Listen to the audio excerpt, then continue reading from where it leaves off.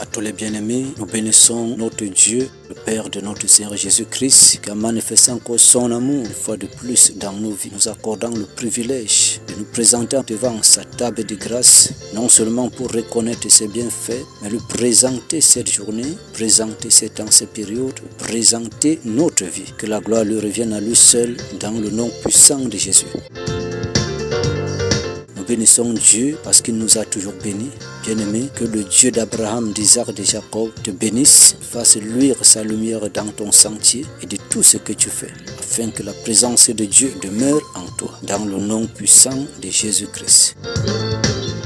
Nous sommes dans notre mission et le temps auquel Dieu se manifeste encore, car il n'a pas changé, il est le même, hier, aujourd'hui et éternellement. Que son nom soit souverainement élevé au-dessus de toutes choses, au-dessus des situations, des problèmes, au-dessus des épreuves, au-dessus de tout ce qui s'oppose, nous empêchant de vivre la gloire de Dieu. Dieu n'a pas changé, il reste toujours le Dieu du combat, qui s'est déployé hier afin que ses enfants soient restaurés. Il peut encore le faire aujourd'hui dans ma vie, dans ta vie, dans le nom puissant de Jésus-Christ. Bien-aimés, le psaume 35, verset 1 à 8, va nous introduire dans le règne du combat. Et je voudrais un peu attirer l'attention par rapport à ce que tu vis, tu traverses, de ce qui se manifeste dans ton parcours. Bien-aimé, sûrement tu es sous une oppression de l'ennemi. Peut-être tu passes des nuits très compliquées, faisant des visions de rêves auxquelles on te poursuit. Tu fais des cauchemars, tu n'as pas un sommeil paisible, tu es poursuivi, tu vis sous une oppression. Je voudrais alors te conseiller ce psaume 35 de son verset 1 au verset 8. Alors, nous allons lire à partir du verset 1. Éternel, défends-moi contre mes adversaires, combat ceux qui me combattent.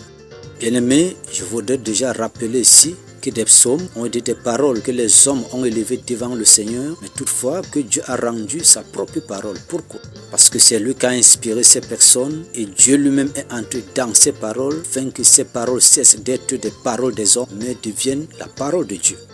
En même temps, les problèmes, les situations que vivaient ces personnes deviennent les problèmes de Dieu. Alors ces prières ont été les plaintes, les requêtes, les louanges et adorations à l'Éternel. Il s'agit ici du roi David face à ses ennemis.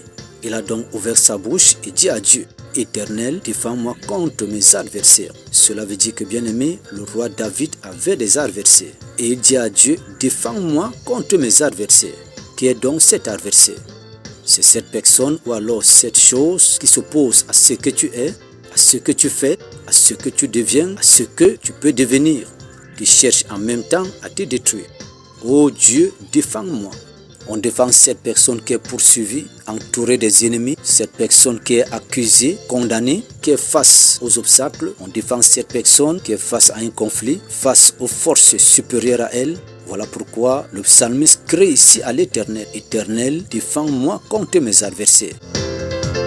Ces adversaires bien-aimés peuvent être avec toi, autour de toi, devant toi, peuvent être dans ta maison, ta famille, dans ton foyer, peuvent être dans tes activités, dans ton entreprise. Et cet adversaire peut également être en toi. Cela veut dire quelque chose qui s'oppose au bonheur de Dieu, qui doit se manifester dans ta vie. Et Dieu doit te défendre contre cela. Il dit, combat ceux qui me combattent. Et lorsqu'il s'agit du combat bien-aimé, Dieu se lève et il exerce sa puissance sur les puissances. Le combat fait intervenir ici les armes du combat. Lorsqu'on parle des armes du combat, on voit déjà la destruction. Et s'il faut que Dieu combat ceux qui te combattent, il pourra le faire, bien-aimé, sans pitié, afin de détruire tout ce qui cherche à te détruire. Et en même temps, dans le combat, on peut perdre comme on peut gagner. Il y a un gagnant et un perdant. Et comme notre Dieu s'appelle l'Éternel des armées, il n'a jamais perdu le combat. Donc s'il faut que Dieu détruise ce qui combat ma vie étant à moi, je dois m'attendre à un brisement. Pourquoi? Parce que même ma chair risque d'être cet adversaire. À une mortification, soumis à une souffrance qui glorifie le Seigneur et qui apportera pour résultat le bonheur présent et celui de l'avenir, la vie éternelle. Bien-aimé, que Dieu combat ceux qui te combattent en ces temps, en ce jour, en ces périodes, en ce mois, en ces fins d'année, que les forces des ténèbres se sont levées contre le royaume de Dieu. Mais puisque Dieu a toujours vaincu, alors nous vaincrons également, car nous sommes le produit de la victoire. Nom de Jésus-Christ. La vie nous réserve des surprises. Le monde prend le dessus et nous expose. Seul Jésus-Christ a vaincu le monde. Pour y parvenir, il faut l'accepter et le prendre comme son sauveur et Seigneur personnel.